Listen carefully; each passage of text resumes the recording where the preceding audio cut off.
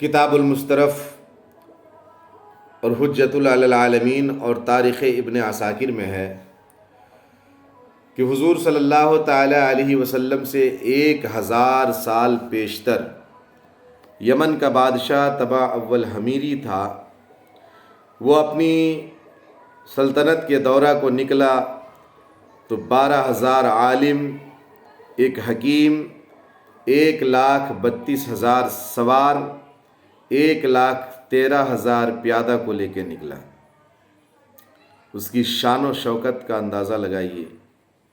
جس قافلے میں 12,000 عالم ہوں، 1,13,000 سوار، ایک حکیم، 1,32,000 سوار اور 1,13,000 پیادہ ہو، اس کی شان و شوکت کا عالم کیا ہوگا۔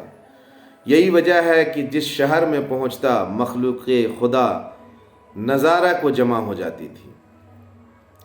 اب وہ قافلہ جب شہر مکہ کو پہنچا تو اہل مکہ میں سے کوئی بھی اسے دیکھنے تک کے نہیں آیا۔ یہ دیکھ کر بادشاہ بڑا حیران ہوا، آخر کیا بات ہے؟ سارے جگہ سے لوگ آئے، نظارہ کے لیے جمع ہو گئے، لیکن اس جگہ سے کوئی نہیں پہنچا۔ اپنے وزیر اعظم سے پوچھا آخر کیا بات ہے، تو اس کے وزیر اعظم نے کہا کہ سنیے، اس شہر میں ایک گھر ہے جسے لوگ بیت اللہ شریف کہتے ہیں، اور اس گھر کی یہاں کے باشندے بے حد تعظیم کرتے ہیں، اور جتنے لوگ آپ کے قافلے میں ہیں اتنے لوگ روزانہ اس گھر کی زیارت کو آتے ہیں اور یہاں کے باشندوں کی خدمت کر کے جاتے ہیں اور اس گھر کی بے حد تعظیم کرتے ہیں، بیت اللہ شریف کی۔ یہ سننا تھا کہ اس نے قسم کھا کر کہا کہ میں اس گھر کو کھدوا دوں گا اور یہاں کے باشندوں کو قتل کروا دوں گا۔ اتنا اس نے کہا ہی تھا کہ اس کے منہ اور ناک سے خون بہنا شروع ہو گیا، اور خون کے ساتھ بدبودار مادہ بھی بہنے لگا۔ پاس بیٹھنا کسی کے لیے بھی آسان نہیں تھا، سب لوگ دور بھاگنے لگے، کٹنے لگے۔ علاج تو بادشاہ نے کروایا مگر فائدہ نہیں ہوا۔ شام کے وقت ایک عالم ربانی نے اس بادشاہ کے نبض کو دیکھا، تو دیکھنے کے بعد کہا کہ مرض آسمانی ہے اور علاج زمین کا ہو رہا ہے، فائدہ کیسے ہوگا؟ لہٰذا بادشاہ سلامت، اگر آپ نے کوئی بری نیت کی ہے تو اس سے توبہ کریں۔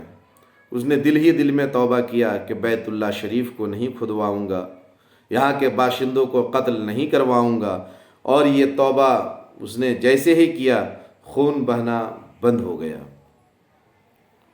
صحت ملنے کی خوشی میں خانہ کعبہ میں اس نے ریشمی غلاف چڑھایا اور وہاں کے باشندوں کو ساتھ ریشمی جوڑے اور ساتھ اشرفیاں دی، اور وہاں سے مدینہ منورہ کے لیے نکل پڑا۔ مدینہ منورہ پہنچا تو ان کے ساتھ جو علماء تھے انہوں نے جو کتب سماویہ کے عالم تھے، انہوں نے دیکھا کہ ہماری کتاب میں سرکار مدینہ راحت قلب و سینہ احمد مصطفیٰ جناب محمد مصطفیٰ صلی اللہ تعالیٰ علیہ وسلم ہجرت کر کے جب مدینہ پہنچیں گے تو کیا کیا نشانیاں ہوں گی، ان تمام نشانیوں کو مدینہ منورہ کی سرزمین پر ان علماء نے پائی۔ تو انہوں نے کہا، متحد ہو کر کہا، بیک زبان ہو کر کہا کہ اب ہم مدینہ چھوڑ کر کہیں نہیں جائیں گے، ہم یہیں پر جئیں گے، ہم یہیں پہ مر جائیں گے، اس لیے کہ کبھی نہ کبھی حضور ضرور آئیں گے، ان کی زیارت ہوگی۔ اگر میں مر جاؤں، میری قبریں یہاں بن جائے، حضور کا گزر کبھی اس گلیوں سے ہو اور ان کی جوتی مبارک سے خاک اڑ کر اگر ہماری قبروں پر پڑ جائے تو ہمارے لیے نجات کا ذریعہ بن جائے۔ اب ہم یہ مدینہ چھوڑ کر کہیں جانے والے نہیں ہیں۔ جبھی تو دیوانہ کہتا ہے کہ میری الفت مدینے سے یوں ہی نہیں،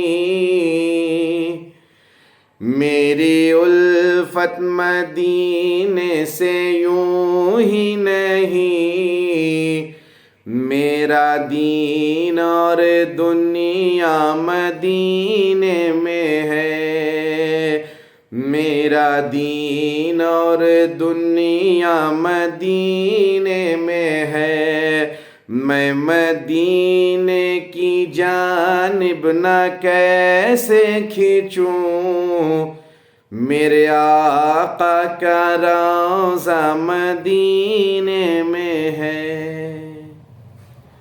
ان علماء کرام کی محبت کو دیکھ کر یمن کے بادشاہ نے کہا کہ ٹھیک ہے، آپ یہیں رہیں، کوئی دقت نہیں ہے۔ 400 مکان ان علماء کے لیے انہوں نے بنوائی، اور ان میں سے جو سب سے بڑے عالم ربانی تھے ان کو 2 منزلہ مکان تیار کروا کے دیا، عمدہ ترین مکان، اور کہا یہ مکان حضور صلی اللہ تعالیٰ علیہ وسلم کے لیے میں وقف کرتا ہوں، یہ حضور صلی اللہ تعالیٰ علیہ وسلم کی قیام گاہ یہ مکان بنے، اس کو آپ رکھیں، حضور جب بھی آئیں یہ مکان ان کے لیے ہے، میں ان کے نظر ان کے خدمت میں پیش کر رہا ہوں۔ اور ایک خط اس نے دیا کہ میرا خط جو ہے سرکار کی بارگاہ میں پہنچا دینا، اگر تمہاری حیات میں سرکار آ جائیں تو، نہیں تو اپنی آل اولاد کو، اپنے بچوں کو یہ ٹرانسفر کرتے رہیں، نسلاً بعد نسل۔ 1000 سال کے بعد وہ خط سرکار مدینہ کی بارگاہ میں پیش ہوا۔ خط کا مضمون تھا